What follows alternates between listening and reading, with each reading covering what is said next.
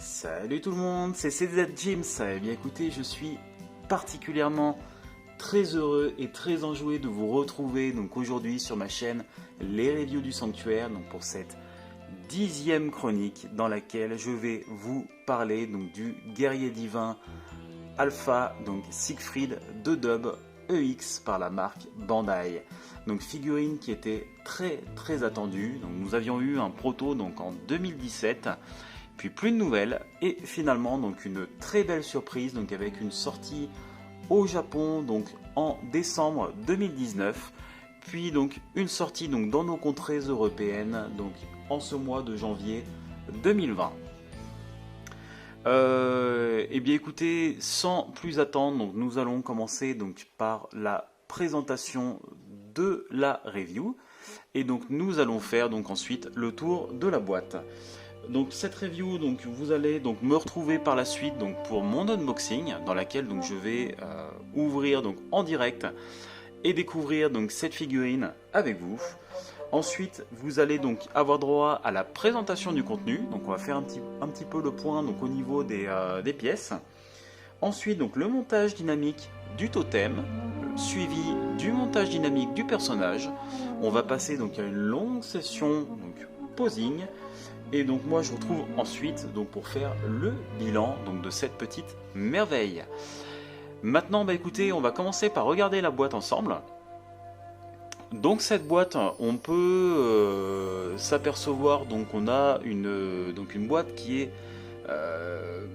de première vue donc déjà très sombre, donc sur un ensemble qui est plutôt tiré vers le noir. J'aurais préféré donc personnellement donc une boîte aux couleurs blanche ou j'aurais aimé du bleu arctique, comme on retrouve un petit peu les nuances dessus. Donc qui nous rappellent, qui m'ont un petit peu plus rappelé donc je veux dire le monde d'Asgard, la montagne et la neige et la glace bien évidemment. Donc plutôt que cette boîte noire. Donc pour moi je vois que tout le monde a été pas mal ébahi par cette boîte.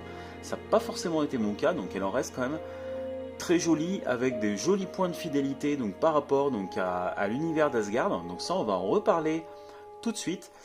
Déjà ce qu'on peut remarquer donc par rapport à l'habitude, c'est que nous avons donc le nom complet donc du personnage Alpha de Dub Siegfried, donc avec Smith EX donc qui revient ici. Donc le personnage avec un joli halo donc bleuté. On retrouve donc en fond donc des monts enneigés, donc bien évidemment pour nous rappeler donc les terres d'Asgard. Et donc nous avons ici donc le dragon à deux têtes que je trouve pas du meilleur choix personnellement. C'est vrai que j'en viens à regretter donc le dessin donc d'Araki donc que nous avions donc avec la version donc normale donc, de la figurine qui était quand même beaucoup plus jolie que ce dessin du dragon à deux têtes qui est pas forcément sympa. Donc c'est vrai qu'on a eu sur d'autres figurines donc des visages en gros plan ou autres, ils auraient pu faire ce choix là également, mais bon c'est comme ça.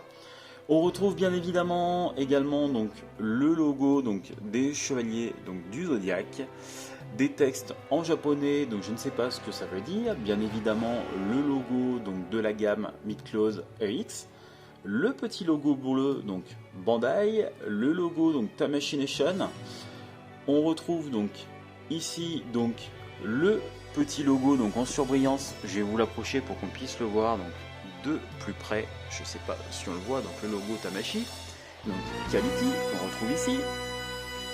Et donc bien évidemment le petit logo de la Toei, donc avec le petit chat qui est violet et qui nous symbolise donc notre version qui est une version européenne. Je remarque ici donc pour finir avec la face avant que nous n'avons plus donc la date de sortie. J'aimais bien avoir l'année pardon. On sait que c'est toujours fabriqué en Chine, mais avant nous avions donc l'année de fabrication que nous n'avons plus. Et je trouvais ça sympa donc quand on regardait les boîtes pour se rendre compte de quand était sortie donc la figurine. C'est comme ça. Ensuite, donc, nous avons donc sur le côté donc le totem que nous retrouvons ici. De l'autre côté, donc, nous retrouvons notre figurine donc, dans une pose qui est un petit peu plus action avec l'index du doigt qui est pointé. Et cette fois-ci, le casque, on peut voir donc avec la mentonnière qui est fermée. Alors que sur la face avant, nous avions donc le casque mentonnière ouverte. Et donc, au dos de la boîte, donc on retrouve donc bien évidemment donc Siegfried qui est en train de nous faire une attaque, le totem qui est ici, donc une autre pose de ce côté-là, donc une pose un petit peu plus action. Donc là, ce qui est sympa, c'est qu'on peut remarquer que par rapport à d'habitude, nous avons donc deux poses différentes, 3 et 4. Donc on a 4 poses différentes qui sont proposées ici. Donc c'est vrai que c'est plus que ce qu'on a d'habitude. D'habitude, c'est vrai qu'ils reprennent 2 voire 3 poses. Ici, on en a 4. On retrouve donc également le petit bonus du casque, bon, qui n'est pas un bonus, mais bon, qui détaille ici donc avec la mentonnière fermée et la mentonnière ouverte, qu'on retrouve donc fréquemment donc, dans le style de l'arc Asgard sur différents personnages, notamment avec les visières devant les yeux qui se ferment, comme on a pour Hagen ou Fenrir. Et donc ici nous avons donc les 5 visages, donc on va redétailler également donc, dans la présentation du contenu, le tout donc sur un joli halo lumineux derrière, donc qui représente l'attaque, qui est plutôt sympa. Et donc on trouve ici un petit warning donc avec l'âge qui mentionne bien que nous avons un article qui est proposé donc pour des personnes de plus de 15 ans. Alors petit détail que j'apprécie beaucoup sur le dessus, nous retrouvons également donc la constellation d'Alpha également, donc, et nous avons donc la fameuse statue d'Odin donc qui est revue en transparence.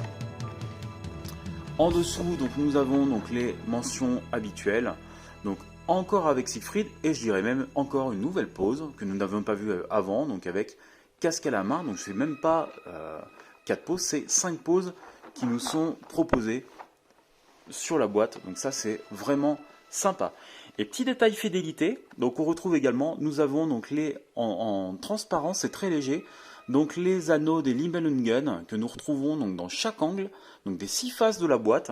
Donc ça c'est plutôt un petit détail qui est sympa. Nous avons ici, je vais essayer de vous approcher pour qu'on puisse bien les voir. Voilà, on les aperçoit. Je suppose que ça c'est quelque chose donc, qui va être caractéristique de la gamme pour les prochaines figurines. Voilà. Et bien écoutez, je pense qu'on a largement fait le tour de la boîte. Maintenant donc on se retrouve donc directement donc pour mon unboxing.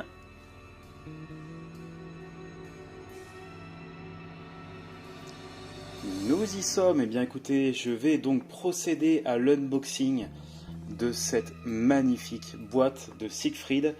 Je vous cache pas mon émotion, j'attendais vraiment avec une grande impatience de pouvoir découvrir le contenu et je suis extrêmement excité donc de pouvoir ouvrir cette boîte avec vous. Donc je vais pas perdre de temps, je retourne, je me munis de mon petit couteau, voilà, et on va déceler cette boîte, c'est fait. Et on va sans plus attendre donc découvrir ce que renferme ce coffret. Allez, je retourne ça. Et voilà. Et bien écoutez, nous avons donc 4 blisters à l'intérieur. Et donc bien évidemment la notice qui est ici. Donc on va regarder un petit peu après hein, quand je vais faire le tour du contenu. Et donc rapidement un petit coup d'œil au blister. Les visages sont magnifiques.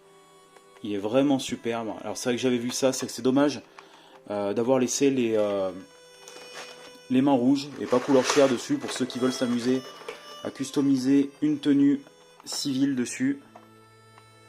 Voilà. Les pièces de l'armure, donc on va faire le tour un petit peu. Je vais pas trop m'attarder, on va regarder ça en détail de toute façon, quoi qu'il arrive après. Le totem.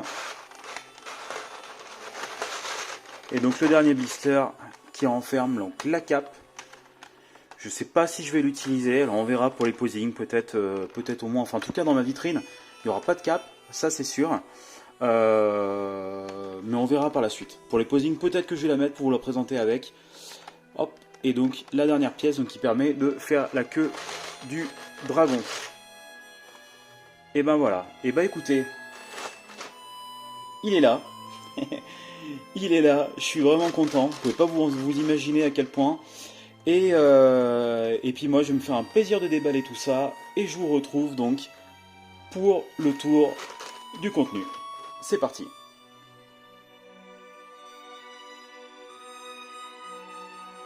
Et bien voilà, écoutez, j'ai tout sorti intégralement des blisters. Et donc nous allons pouvoir passer à la présentation du contenu de cette figurine. Je vais d'ores et déjà donc commencer par vous montrer la notice de montage donc, qui est ici. Donc qui reprend sur la face avant le design que l'on retrouve sur la boîte. Et qui se déplie donc en 3 parties. Donc où nous avons donc la présentation donc, des pièces, le montage du personnage et donc sur une première partie donc, du montage du totem que nous retrouvons donc, à l'arrière donc, de la première page et donc ensuite les mentions légales que l'on retrouve ici et voilà. Donc ça c'était pour notre notice de montage. Comme je ne l'ai pas mise à l'écran, je vais d'ores et déjà donc, vous montrer la cape donc, qui est fournie avec cette figurine. Alors, présence de la cape qui est très discutable, donc pour la simple et bonne raison que d'une part, on ne voit absolument jamais Siegfried donc, portant une cape dans l'animé. À seul moment où il a une cape, c'est dans le générique. Donc pendant une petite fraction de seconde, et donc une cape qui est en plus rouge et pas blanche. Donc ça reste quelque chose d'extrêmement discutable. On se demande pourquoi ils l'ont mise, mais bon, après on va pas se plaindre. Des fois c'est vrai qu'on se plaint du manque de pièces. Là on a des choses en plus bon, qui ne correspondent pas à l'animé, mais c'est comme ça. Ensuite, eh ben, écoutez, on va regarder le personnage. Donc le personnage, on va en profiter donc, pour regarder le visage qui est absolument magnifique. La chevelure qui est très bien sculptée, très représentative donc, de notre Siegfried. Donc j'ai rajouté déjà la petite mèche de cheveux à l'arrière, qui me semble qu'il n'était pas installée d'origine dans la boîte. Niveau rigidité, on n'a aucun souci. Ça reste très rigide, comme les derniers corps qu'on a eu. Moi j'ai remarqué sur mon exemplaire une petite fragilité au niveau du pied ici. Donc voilà, bon bah ça c'est que j'ai pas de ce côté, qui est fixe. Et là, malheureusement, le pied bouge très facilement. C'est un peu dommage, mais bon, on verra peut-être plus tard pour pouvoir résoudre ce problème. On va maintenant donc en profiter pour s'intéresser donc au visage. Nos visages, je reviens une petite seconde sur le personnage, donc on peut voir qu'on a un premier visage, donc qui est le visage neutre, que nous avons d'habitude. Ensuite, on a 4 autres visages, donc qui nous portent les visages au nombre de 5.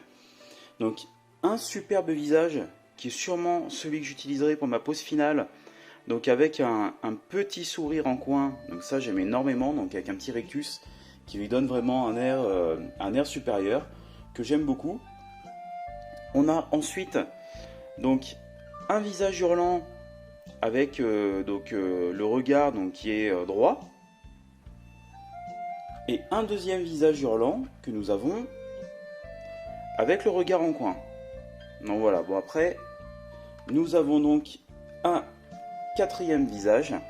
Le quatrième visage, donc qui est un visage avec les dents serrées, donc qui est très joli également. Et donc, comme ça a déjà été dit, nous n'avons pas de visage aux yeux fermés, malheureusement. Donc, il y a un oubli fort regrettable, parce qu'ils ont quand même mis un joli choix de visage.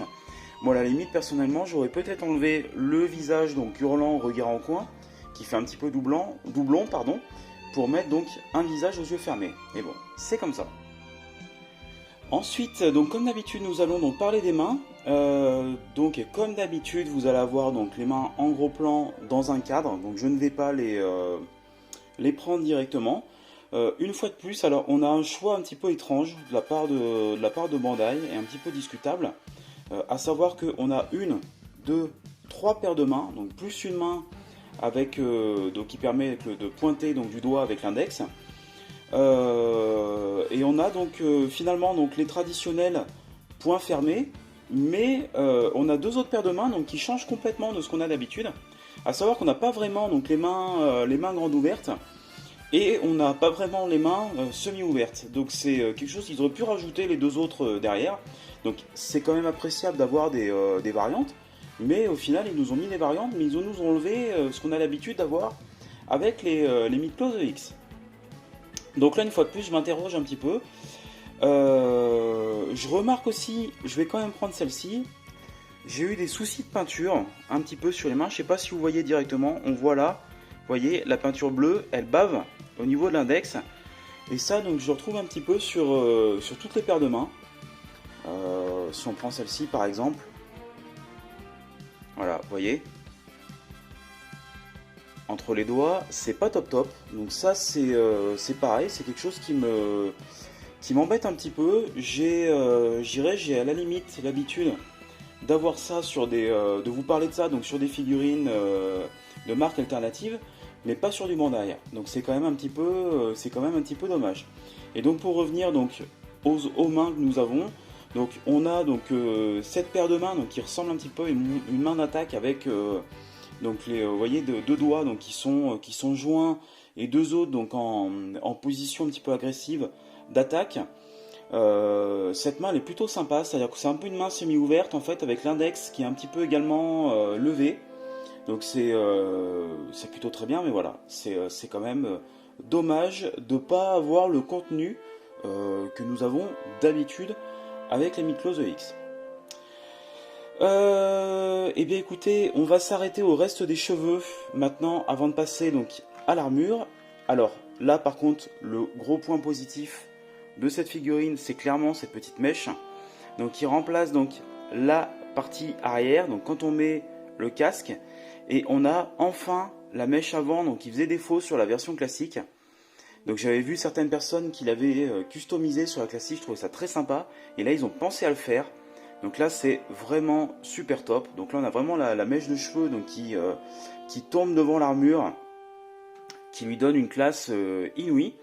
Et donc on retrouve également donc la petite paire de mèches donc, qui va sur quand on met le casque hein, pour avoir la mèche de cheveux qui tombe devant les yeux. Et puis bah écoutez, on va passer donc directement autour de l'armure. Alors, donc l'armure de notre figurine. Alors l'armure déjà ce qu'on peut dire donc c'est l'originalité de cette armure, c'est évidemment le fait donc on est pas toutes les pièces qui sont les mêmes d'un côté à un autre, donc c'est le cas pour les épaules puisqu'on a deux épaules différentes. Les coudières qui sont différentes également, et donc les avant-bras qui sont différents.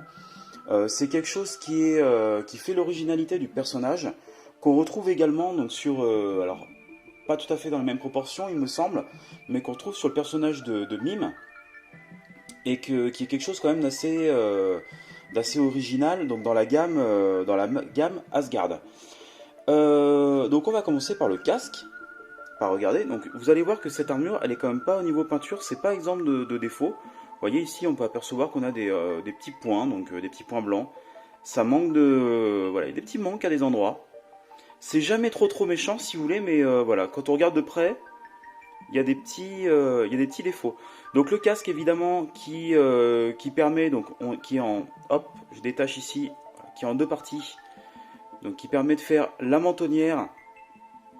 Et donc la partie normale, puisque l'originalité donc de pas mal de casques dans Asgard, c'est d'avoir ces mentonnières donc, qui sont avec des parties amovibles, ou alors des visières devant les yeux, comme on va voir avec Hagen ou Fenrir. Donc ça c'est plutôt un des traits caractéristiques de cette gamme Asgard. On va d'ores et déjà donc passer aux épaules, que je vais vous montrer.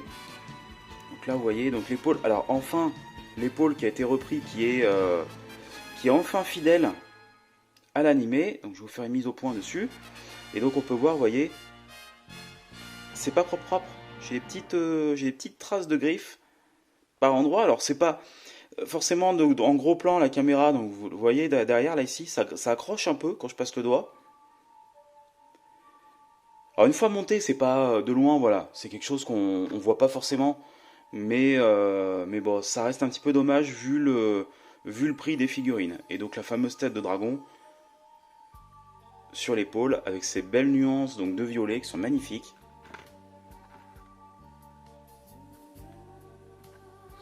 Ensuite, donc nous avons le plastron.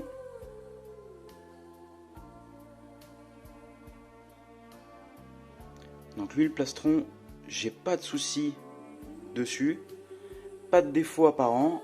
Par contre, en revanche, sur la partie arrière qui le ferme, alors déjà j'ai les ce qui caractérise les ailes derrière, donc avec les pointes qui ferment enfin qui se tiennent très mal. Ça s'enlève très facilement. Et donc également, on a deux vilaines traces de grappe que vous pouvez voir. Donc ça, c'est quelque chose de récurrent que vous aurez certainement également sur votre exemplaire. Ce qui est vraiment dommage parce que éventuellement, ils auraient pu grapper, je sais pas moi, ici ou enfin un endroit, parce que c'est sur la partie haute, donc forcément ça se voit. Ils auraient pu mettre la grappe ailleurs, de façon à ce que quand ça soit clipsé dedans, et ben que ça se voit pas quoi. C'est vraiment un truc de débutant ça qu'ils nous ont fait. Hein. C'est vraiment dommage. Et là vous voyez c'est pareil. Hein. Petite griffe ici. Et alors aussi le petit problème que j'ai, je sais pas si pour ceux qui ont déjà la figurine, si vous avez eu le problème, quand je mets sur le personnage, j'ai eu énormément de mal à le clipser. C'est-à-dire qu'il faut forcer. Et vous voyez, ça laisse quand même un petit écart ici, qui est un peu disgracieux. Ah, vous voyez là, ça fait... là, je l'appuie, hein, et ça fait quand même un jour derrière. Donc ça, c'est pareil, c'est pas fantastique de ce côté-là. Je vais passer directement au corset. Alors le corset, vous allez voir directement, voilà, le gros couac de peinture que j'ai ici, que je n'avais pas quand j'ai reçu la figurine. Et en fait, je vous avoue que j'ai déjà fait le montage. Au moment où je vous tourne, donc la présentation du contenu, j'ai monté la figurine, j'ai fait la session posing, j'ai fait le montage dynamique, bien évidemment, et donc je l'ai redémonté pour faire cette présentation du contenu, tellement j'étais impatient, j'ai pas pu attendre plus longtemps avant de monter la figurine. Et en la démontant, bah voilà, surprise, donc le plastron, alors ça se voit absolument pas, c'est-à-dire qu'une fois que la figurine est montée, bon bah le plastron passe largement au-dessus, donc c'est pas visible, mais pour vous dire quand même la fragilité de la peinture, qui est vraiment magnifique. Hein. Sinon, au-delà de ça, c'est super beau. On va passer donc à la ceinture. Donc là, la ceinture, par contre, en revanche, j'ai pas de souci. Voilà, c'est en métal. Alors bien évidemment, je vous ai pas précisé le contenant des pièces. On a le casque, comme vous le savez, le casque est toujours en plastique, les épaules en métal, plastron métal, corset plastique, l'arrière de la pièce donc est en métal avec les pointes dessus en plastique, la ceinture est en métal, je reviens un peu dessus, je vous l'avais pas dit. Les deux pièces que je vais attraper donc. Voilà, donc de ce que j'appelle les coudières. Je vous montre les deux en même temps qui ne sont pas les mêmes. Donc là, pas de défaut, c'est très bien. Je repose ça un peu n'importe comment, mais bon, c'est pas grave, vous m'en voudrez pas.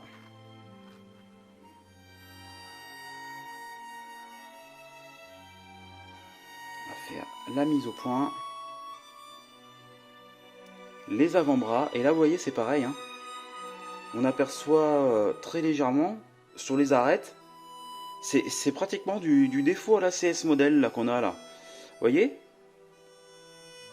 là, sur les bordures. Alors c'est pareil, ça se voit pas quand elle est montée, mais franchement ça fait pas, pour du Bandai c'est pas propre quoi. Moi personnellement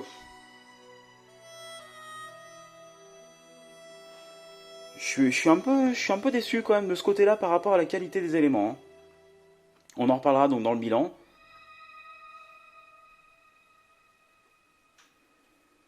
Donc, les cuissardes. Donc là, pas de souci.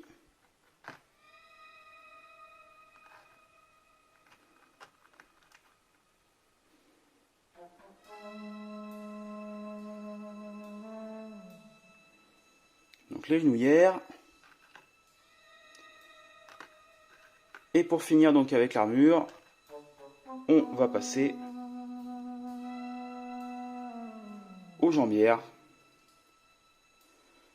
Donc bien évidemment après tout reste en métal.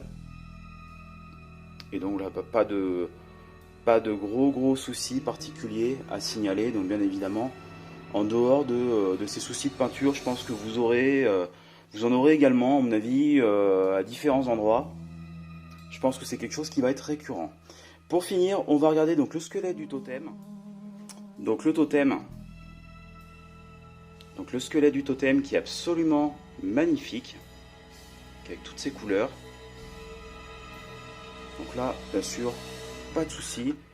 Donc vous allez voir, donc il n'y a pas de difficulté en plus particulière pour le monter. Donc ça c'est plutôt sympa. Donc la queue, on retrouve un petit peu finalement la mécanique du totem de la version classique, qui était déjà pas mal.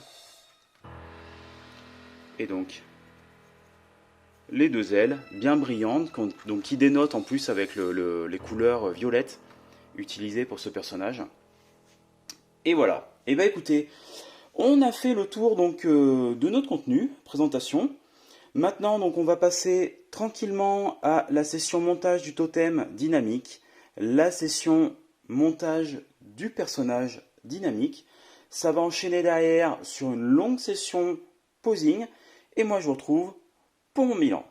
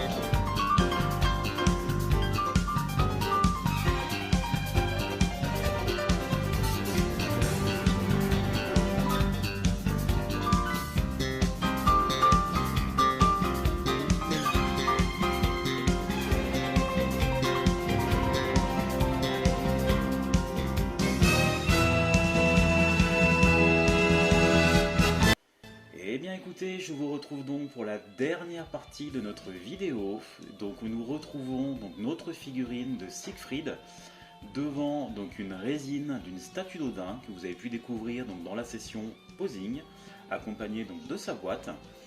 Donc pose finale donc très classique que j'ai choisi pour une exposition puisque j'ai vraiment envie de profiter de toutes les lignes de cette figurine, donc je voulais rester sur quelque chose malgré tout de sobre pour pouvoir en profiter donc pleinement une fois qu'il sera accompagné de ses camarades. Et bien écoutez, donc pour mon bilan, on va d'ores et déjà donc démarrer par la boîte. Donc la boîte, c'est quelque chose donc de très joli, c'est très bien. C'est une boîte qui permet de découvrir donc les boîtages de cette nouvelle gamme Asgard. On y retrouve donc tous les codes d'Asgard avec les montagnes, la neige, la statue d'Odin donc qui est sur le dessus. Et donc les anneaux des Nibelungen en transparence sur chaque angle des 6 faces de la boîte. Donc ça, je trouve ça vraiment sympa pour le côté fidélité. Malgré cela, donc de mes goûts personnels, je précise bien, je regrette quand même la dominance de noir plutôt que du blanc, j'aurais aimé, ou un bleu arctique par exemple. J'aurais trouvé que ça collait plus à l'univers un peu neige et glace d'Asgard. Et puis bon, mais en même temps, je regrette également donc l'absence du dessin donc d'Araki comme nous avions donc sur la version normale, à la place du dragon noir à 2 têtes, donc qui n'est pas forcément, donc à mon sens, le meilleur choix. Voilà, sinon ça reste malgré tout une très belle boîte, qui plaira certainement à beaucoup de monde. On va donc passer maintenant à la partie donc contenu. Et bien écoutez, donc le contenu pour moi c'est bien. On retrouve donc le contenu habituel des figurines Bandai. Nous avons bien donc les 2 paires de cache-mains cette fois-ci et 5 beaux visages. Donc malheureusement, ça a déjà été précisé par d'autres youtubeurs, nous n'avons pas de visage aux yeux fermés. Et en dehors donc de la main avec l'index donc pointé en avant, on a seulement 3 paires de mains, donc qui limite je trouve un petit peu les possibilités de posing, sachant qu'on n'a que des mains donc très particulières et finalement on n'a pas les basiques qu'on a d'habitude, donc ils auraient pu nous mettre 5 paires de mains avec les vraies mains semi-fermées et mains grandes ouvertes, ça aurait été absolument parfait. Et puis par rapport au contenu, donc je note quand même, pour une fois qu'il y a quelque chose en plus, on va pas s'en plaindre même si c'était pas forcément la bonne couleur, donc la cape qui est présente, qui a un bonus. Honnêtement, j'aurais préféré donc un visage aux yeux fermés, donc plutôt qu'une cape qui apparaît, qui n'est pas de la bonne couleur et qui apparaît que quelques secondes dans la série.